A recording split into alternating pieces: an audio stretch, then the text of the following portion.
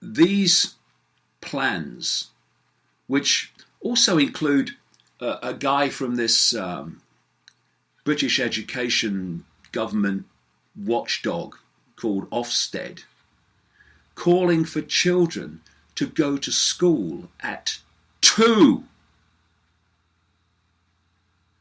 I mean, we're on the road to children coming out of the womb and going straight into the class.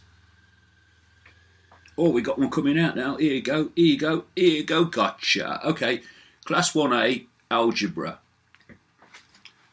Tell him what x equals. Madness! And we're only where we are now. We are not where this is planned to go.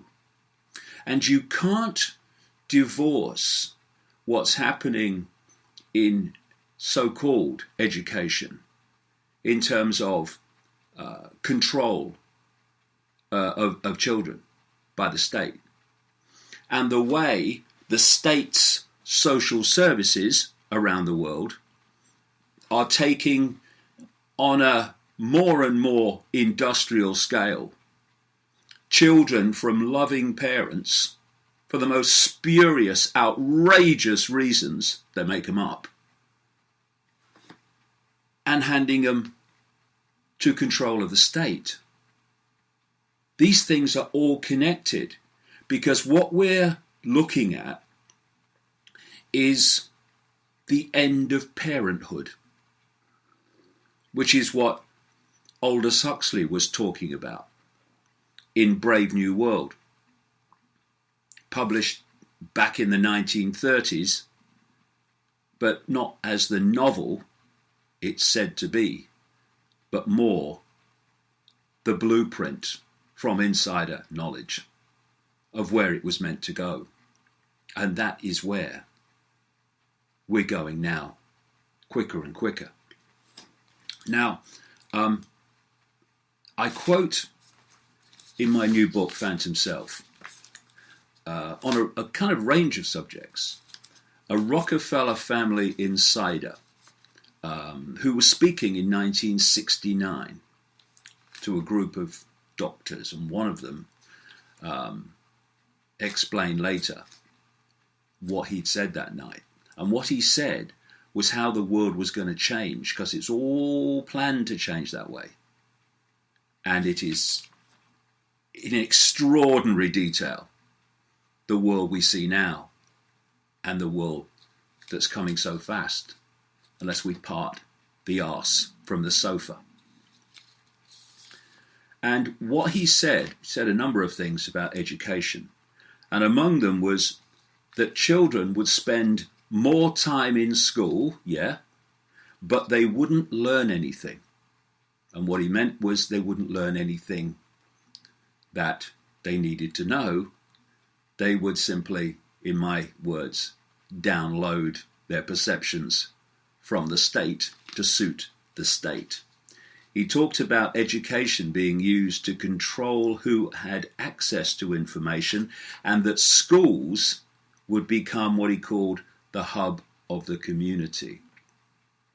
And that means, in truth, that schools would become, certainly in the first stage of this sequence, the new parents. And look at how more and more dictatorial powers expressed by dictatorial people, often called head teachers, etc., that are being used by the state to dictate to parents and dictate to children. And more, not even dictate to them only through the school day, but what they do afterwards. I'll get into that later on.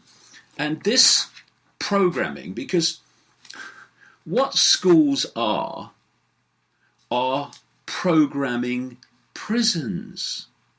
And the idea is to use it as a sausage machine conveyor belt to take children from the earliest age and program their perceptions for life, perceptions that suit the state and the need and desire for mass control. And that means destroying spontaneity, destroying free thought, destroying the ability to look at a situation and see how dots connect. And like I say, it's working. This is a study by the professor of education at the College of William and Mary in Virginia, and it involves school-aged children between kindergarten and through to 12th grade. And this is what they found happened in the period in between. A massive decline of creativity as, quote, children became less emotionally expressive, less energetic, less talkative and verbally expressive, less humorous, less imaginative, less unconventional, all the words that the state requires minds to be if it's going to control people en masse. Less lively and passionate, less perceptive, less apt to connect seemingly irrelevant things, connecting dots so you see the picture. Less synthesizing and less likely to see things from a different angle. Precisely. To see things in a barely one-dimensional way, that this is how it is and there's no other possibilities, because that's what the state wants. Schools are programming prisons for children. And when parents say, oh, they care for their kids and they love their kids, and I'm sure they do in that way. But if parents want the best for their children, and they want their children to express their true uniqueness and true potential for creativity, and express the gifts that they have, which may not often involve passing ludicrous exams, then they need to get involved in what's going on. They need to see what's going on. They need to think, what's happening when I drop my child off at school until I pick them up again? What's going on in there? How is my child being educated as against simply programmed with the state's version of everything? So if we look at the definitions of programming and prison, programming is one, to insert or encode specific operating instructions into a machine or apparatus. They want children to be turned into machines, is the whole point of it. To insert instructions into a machine or apparatus. To cause to absorb or incorporate automatic responses, attitudes, or the like to condition. My goodness me, is that education in one sentence? Or what is claimed to be education? To set, regulate, or modify so as to produce a specific response or reaction. And that's what so-called education is doing. It's conditioning children to set, regulate, or modify so as to produce a specific response or reaction, i.e. see the world the way that suits the state. And then we go on to the definition of prison. Any place of confinement or involuntary restraint. Well, it's confinement because children are told when they have to be there, when they can leave. And it's involuntary restraint, because how many kids want to spend virtually their entire formative years in a school being told what to do and what not to do, when to speak and when not to speak, when they can go to the toilet, when they can't? Think about it. This is what's going on. Oh, my children go to a good prison though. And the idea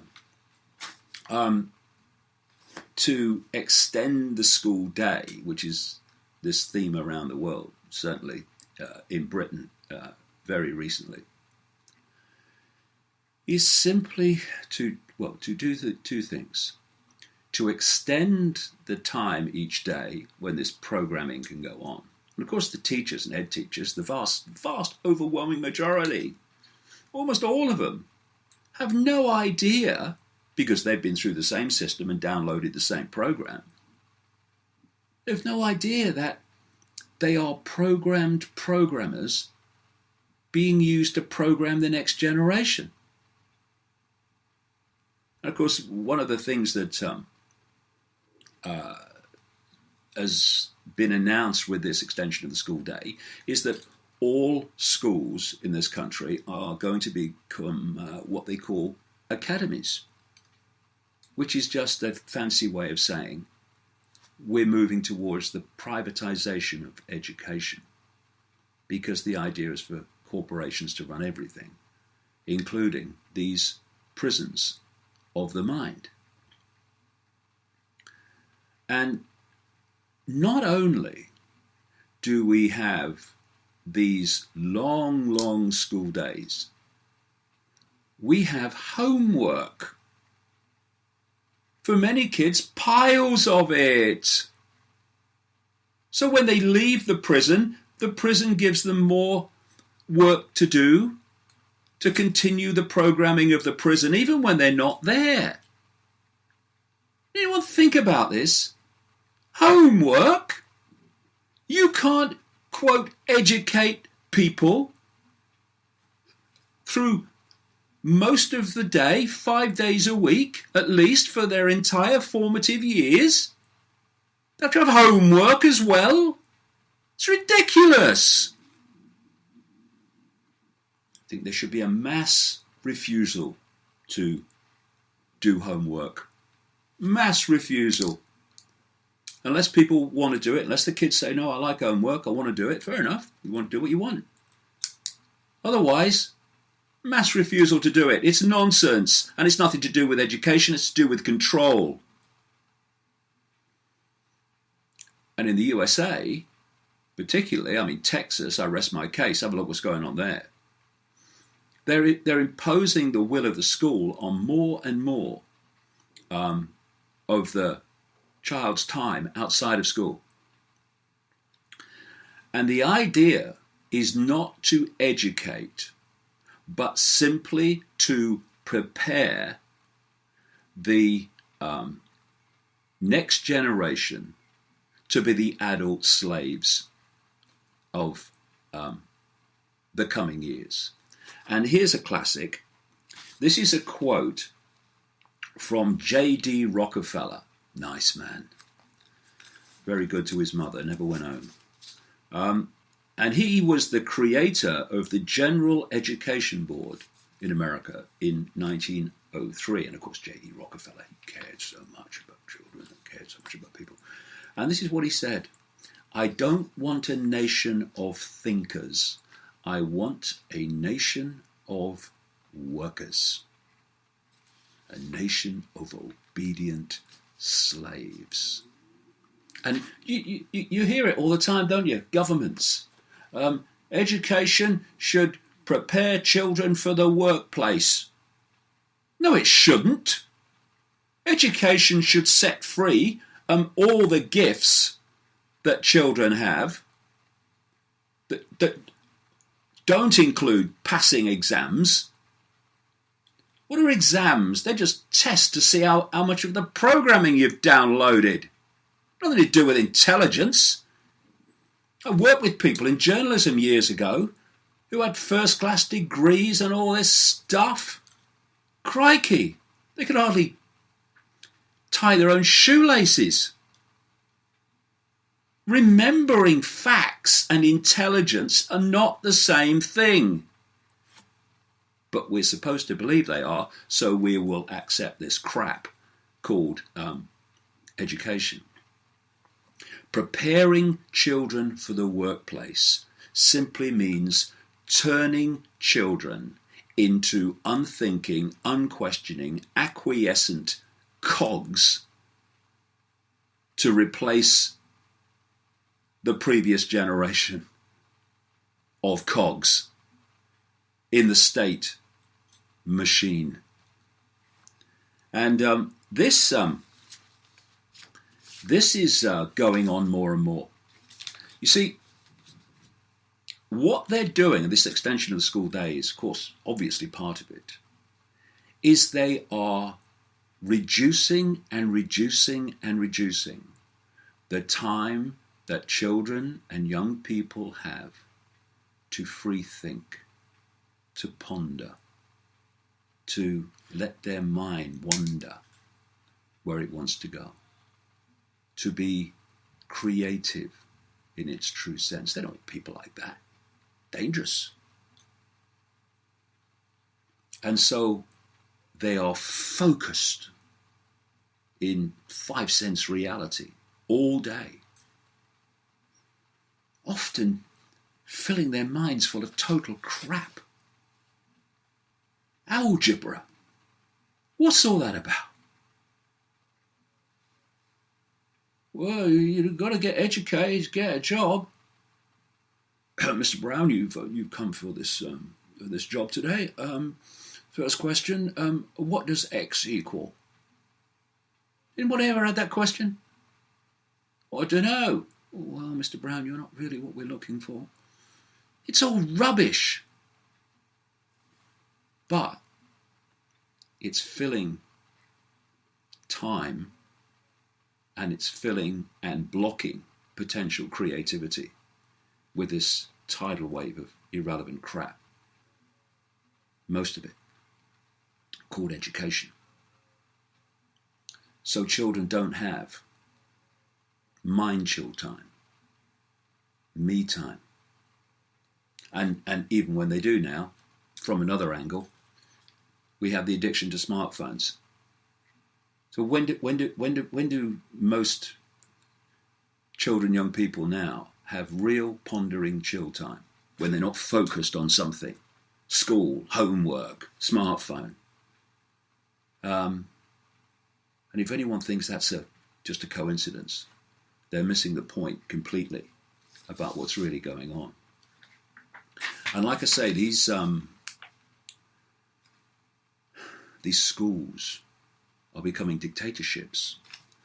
The producer on the Richie Allen radio show was sent a letter, as were all the parents to this particular school,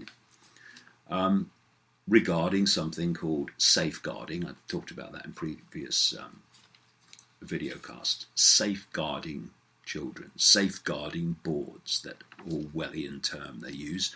And safeguarding is Orwellian speak for an excuse for more and more control to protect the children. But you know, just round the corner from here, my children went to the school there. It had a little wall around it, and people walked in and out and took their kids to school, and it was not a problem. There was never any problem. There was never any danger, no threat to them. People just got on with it. It's a school. Go into school, hello, morning, all that stuff. Now you want to see it. It not only is part of this prison system, it looks like a prison. Like, these schools look like prisons. It's got a big prison-like fence around it. You go in one part, but then you can't go in the next part without going through another locked gate, just like they do in prisons. And it's a school for little kids. And this is the letter, and it's this is just one thing it said. we now have one additional safety feature to bring into place. You see the excuse, safety, safety. You look at the thing about terrorism, and then we must take your freedoms away to protect your freedoms from terrorists. It's the same theme in these bloody schools. And it says, if children are not in school for 8:55 a.m., not 8:56, outrageous, minute late. If they're not in school for 8:55 a.m., the parent carer bringing them needs to report to the school office to enter a reason in a late report book. Thank you, it says, for helping us all to keep our children safe and strive to ensure children do not miss the important start to the day. Oh my goodness me. Talk about the programming the next generation. And this letter also says, without parents' knowledge, that some bloke from the Healthy Eating Audit has been looking into their lunch boxes and now has made a report on what's in them. I mean,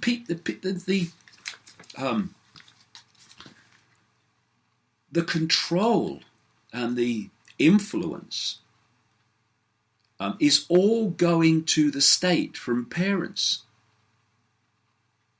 Crazy.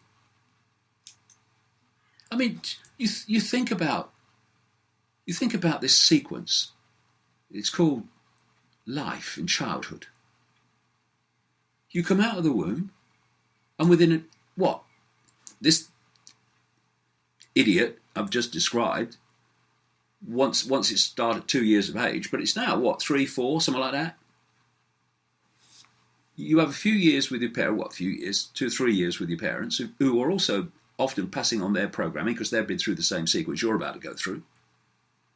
You then find yourself at the age of 3 or 4, just come into the world, and now you're sitting at a desk with an authority figure for all your formative years from now on, telling you what's right and wrong, when you have to be there, 8:55, no later, when you can leave, what you must wear, what's right, what's wrong, when you can eat, like I say, when you can go to the toilet. And this is preparing you to become an acquiescent slave throughout your life in terms of acquiescence to authority. And so we're looking at the most blatant programming operation for our kids. And this is why they're doing everything they can, not only to extend the school day, but make sure that children don't have any chance of not being in that program day after day after day after day. That's why they're fining parents now. They're fining parents if their children are not at school, if they're taken away on holiday because it's cheaper outside school time. They're fining parents. It's outrageous. And parents accept it. They might moan about it, but they accept it. Just as there should be a mass refusal to do homework for those that don't want to do it, there should be a mass refusal to pay these fines en masse. Keep children out of school, those who can, until it changes even. En masse, it has to be en masse. I mean, years ago, when my son Jamie was just a little boy, I went on a speaking tour, world speaking tour. And we took him out of school. And we took him to Canada. We took him to Hong Kong. We took him to Australia. We took him to South Africa, where he saw wildlife parks and animals that most people only read about in books, in their, at least up to a point, their natural habitat. And the school was like, oh, he's going to miss out of being away from school for so. No, he's not. And no, he didn't. Oh, you mean he's going to miss out? So you know that book with all those pictures of lions and elephants and what have you? Yeah.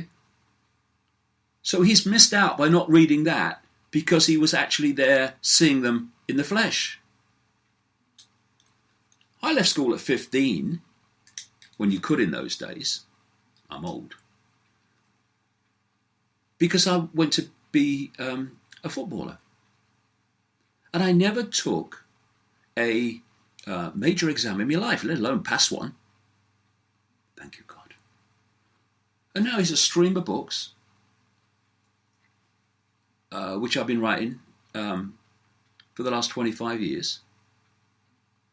And not only did I do that despite ignoring education, basically,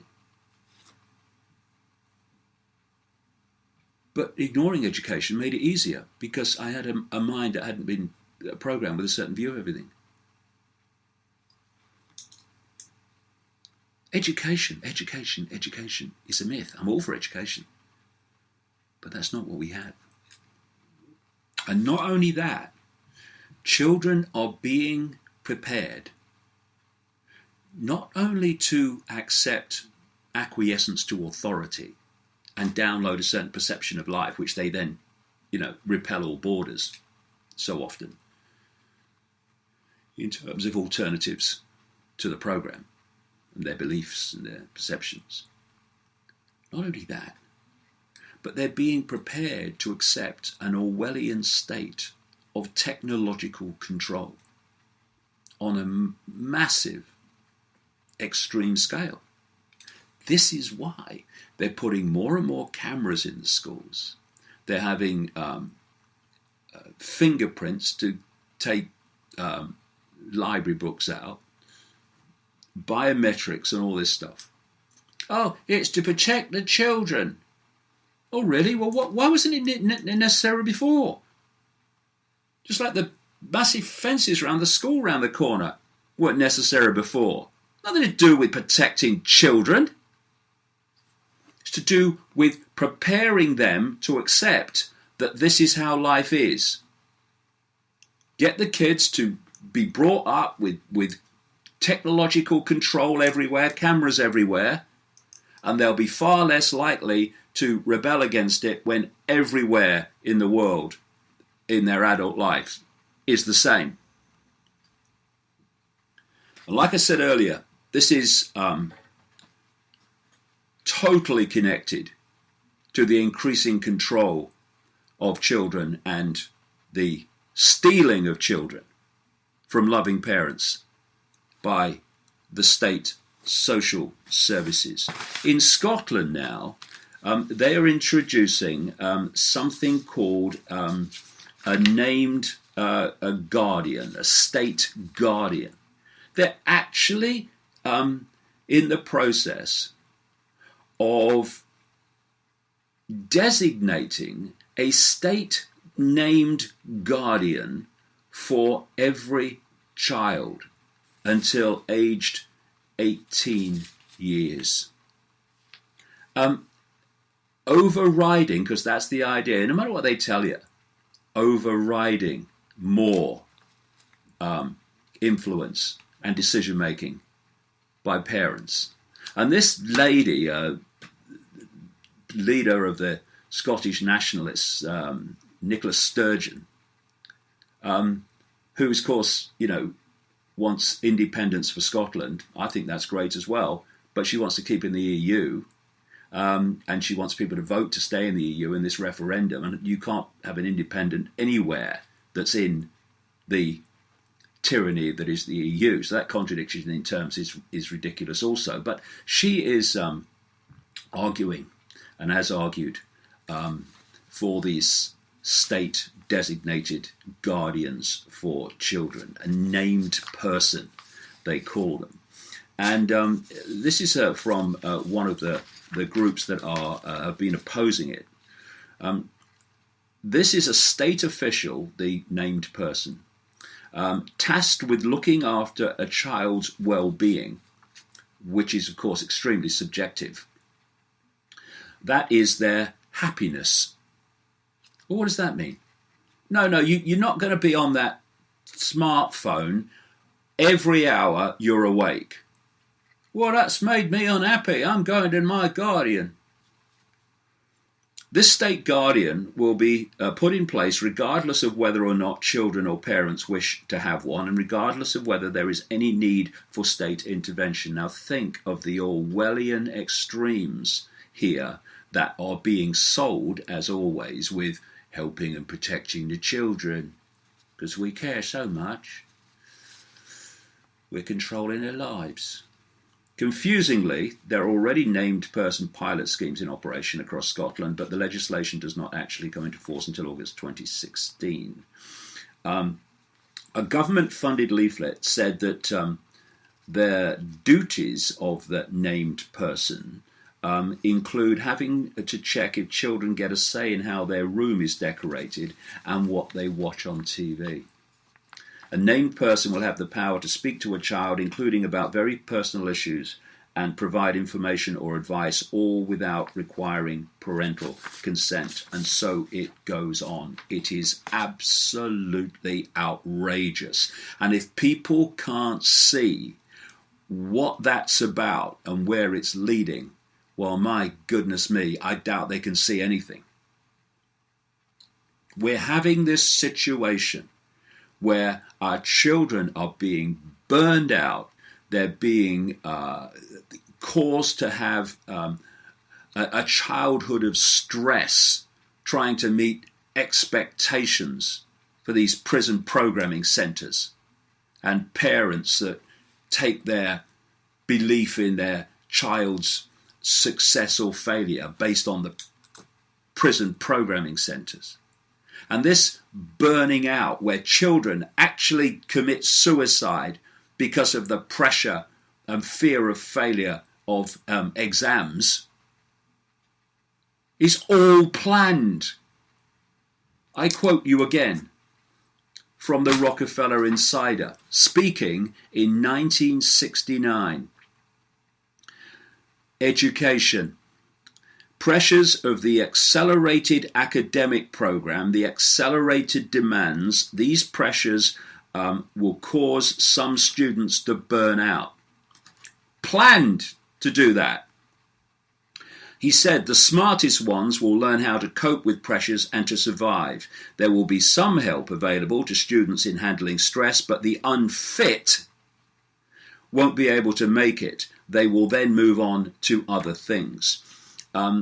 In this connection, and later on in the connection with drug abuse and alcohol abuse, he indicated that psychiatric services to help would be increased dramatically. We're seeing this, more and more psychiatrists and psychiatric drugs for kids, even at the most ridiculously young ages. In all, the pushing for achievement programming on the state's say-so, it was recognized that many people would need help, and the people worth keeping around would be able to accept and benefit from that help and still be super achievers. Those who could not would fall by the wayside and therefore were sort of dispensable, expendable, I guess is the word I want. This is what is happening to children every day. Their parents say, see you later, pick you up after school. And it's so incessant and it's so all-pervading that the teachers who are directly playing the part of child programmers think they're doing the best for the kids. If we don't address this and parents don't get together and address this en masse, then what's the next generation of adults going to be like in terms of free thought, questioning the state's impositions? This is a massively important topic and subject which needs to be addressed before it's too late.